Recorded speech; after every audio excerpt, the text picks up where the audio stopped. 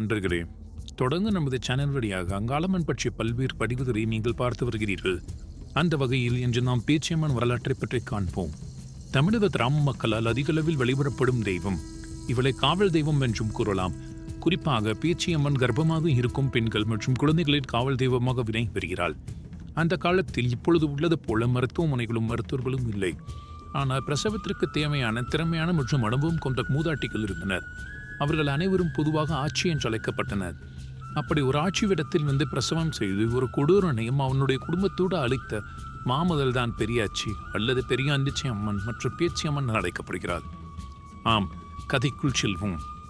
பாண்டிய நாட்டை வல்லாள மன்னன் என்னும் பெயருடைய ஒரு மன்னன் கொடுங்கோர் ஆட்சி செய்து வந்தான். அவன் தனது அதிகாரத்தை துஷ்பிரயோகம் செய்து குடிமக்களுக்கும் முனிவர்களுக்கும் பெரும் தொல்லையை ஏற்படுத்தி கொண்டிருந்தான். அவன் செயலியால் வேதனையுற்ற முனிவர்கள் அவர்களுக்கு கொடுமையான சாபம் ஒன்றை விதித்தனர். உனக்கு ஒரு மகன் பிறப்பான். அவன் பாதம் இந்த பூமியில் பட்ட உடனேயே உன் மரணம் மிகழும் என சபித்தனர். இந்த சாபத்தின் விளைவாக மன்னன் புத்திரபாக்கியம் இல்லாமல் மிகுந்த துயரத்தில் வாழ்ந்து வந்தான். அதாவது மன்னனுக்கு பிறக்க இருந்த குழந்தை பிரசவமானதும் அக்குழந்தையினுடைய உடல் பூமியை தொட்டவுடன் அவன் அழிந்து விடுவான். அதோடு அவனது ஆட்சி மற்றும் நாடும் நாசமடைந்துவிடும். மேலும் அவனுக்கு மரணத்தை ஏற்படுத்தும் காரணத்தால் அவனுடைய குழந்தையே மாறும். ஆனால் குழந்தை பூமியை தொடாமல் ஒரு நாளை கடந்தால் அத்துடன் சாபத்தின் தாக்கம் முடிந்து எதுவும் நிகழாது. இதுவே மன்னனுக்கு விதிக்கப்பட்ட சாபமாக இருந்தது. ஆனால் பல ஆண்டுகள் கழித்தும் அவனுக்கு குழந்தை பிறக்கவில்லை. பின்னர் ஒரு முறை அவனுடைய மனைவி கர்ப்பமானாள். அவனுக்கு குழந்தை பிறப்பது என்றாலும் அந்த குழந்தை பூமியை தொற்றவுடன் தனக்கு மரணம் நிகழும் என்பதை அறிந்திருந்தான். ஆனால் சாபத்தின் விளைவு அந்த ஒரு நாளுக்கு மேல் செல்லாது என்பதையும் புரிந்திருந்தான். இதனால் அந்த சாபத்தை கடந்து உயிர் பிழைப்பதற்கான வழியை தேடி அவன் மிகவும் தவித்தான். அவனுடைய அழிவுக்கான விதி நிர்ணயிக்கப்பட்டிருந்ததால் பேச்சியம்மன் அவனுடைய நாட்டில் ஒரு மூதாட்டி வேடத்தில் வந்து வலம் வந்து கொண்டிருந்தாள். அரசன் தன் மனைவிக்கு பிரசவத்தில் உதவக்கூடிய ஆட்சியை தேட முடியாமல் தவித்தான். நாட்டிலுள்ள அனைத்து இடங்களுக்கும் அவனுடைய படை வீரர்களை அனுப்பினான். ஆனால் அவனுடைய கொடுங்கோல் ஆட்சியின் காரணமாக மக்கள் யாரும் உதவுவதற்கு முன்வரவில்லை. இதற்கிடையில் ராணிக்கு பிரசவ வலி வேறு தொடங்கியது. அரசனுக்கு மிகுந்த கவலை ஏற்பட்டது. பிறக்கும் குழந்தையும் நலமாக இருக்க வேண்டும். அது சமயம் தான் பெற்ற சாபத்திலிருந்தும் தான் விடுவிக்கப்பட வேண்டும் எனவும் அவன் ஏந்தினான். மன்னன் கடும் பதட்டத்திலும் துயரத்திலும் இருந்தான். தவிக்கும் மன்னன் தானே முடிவெடுத்து உடனடியாக அரண்மனையை விட்டு நீங்கி அவனே ஆட்சியை தேடி செல்லத் தொடங்கினான். ஊருக்குள் சென்று ஒரு திறமையான ஆட்சியை தேட ஆரம்பித்தான். அந்த நேரத்தில் அவருடைய வழியிலே ஒரு வயதான பெண்மணி வேடத்தில் இருந்த பேச்சு அவனது கண்முன்னே தோன்றினாள்.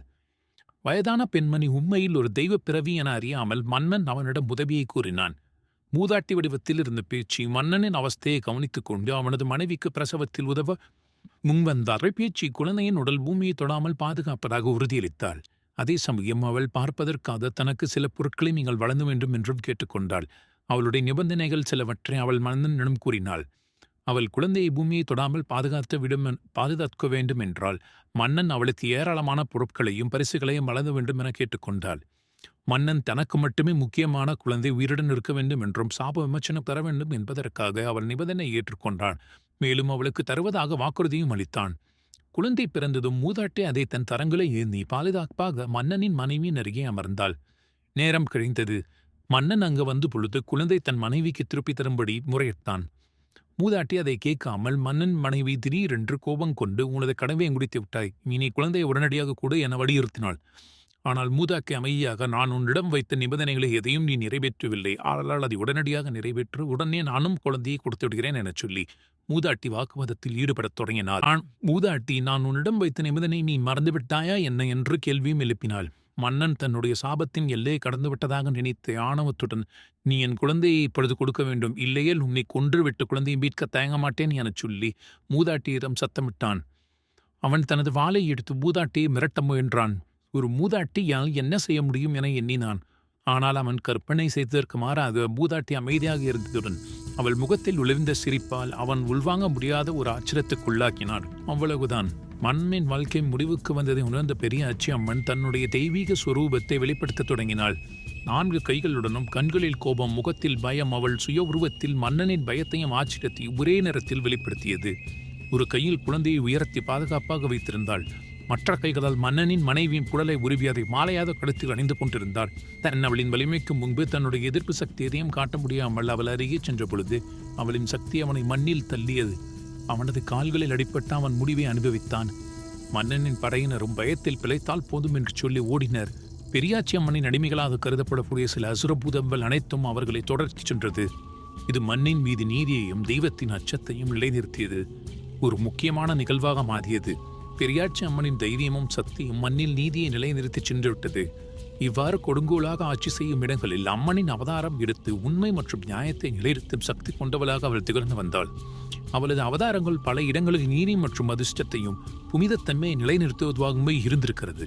அவளது சக்தி உண்மையானது என்று நிரூபித்தால் அம்மன் தனது அவதாரங்களில் கிராமங்களில் இன்றும் பெரியாண்டிச்சி என்றும் பேச்சியம்மன் இன்றும் மங்காள பரமேஸ்வரி எனவும் பல்வேறு பெயர்களால் மக்களால் அன்போடு அழைக்கப்பட்டு வருகிறாள். அவள் கர்ப்பிணி பெண்கள் மற்றும் குழந்தைகளின் பாதுகாப்பிற்கு முதன்மையான தெய்வமாக கருதப்படுகிறாள். சில கிராமங்களில் காவல் தெய்வமாகவும் இருக்கிறார். சில குடும்பத்தினருக்கு குலதெய்வமாகவும் இருந்து வருகிறார். அவர்களுக்கு தெய்வீக பராமரிப்பையும் வழிகாட்டுதலையும் அளித்து அவர்களை காத்து நிற்கின்றார். இந்த கதைகளின் தொடர்ச்சியாக நம் சேனலை சப்ஸ்கிரைப் செய்து கொள்ளுங்கள் மக்களே. மேலும் பல ஆரோக்கியமான கருத்துக்களை பற்றியும் கதைகளை பற்றியும் நாம் அறிந்து கொள்ள இருக்கிறோம். இந்த வீடியோ உங்களுக்கு பிடிச்சிருந்தால் உங்களுடைய நண்பர்களுக்கு பகிர்ந்து விட்டு மறக்காம நம்ம சேனலை சப்ஸ்கிரைப் பண்ணிடுங்க மக்களே.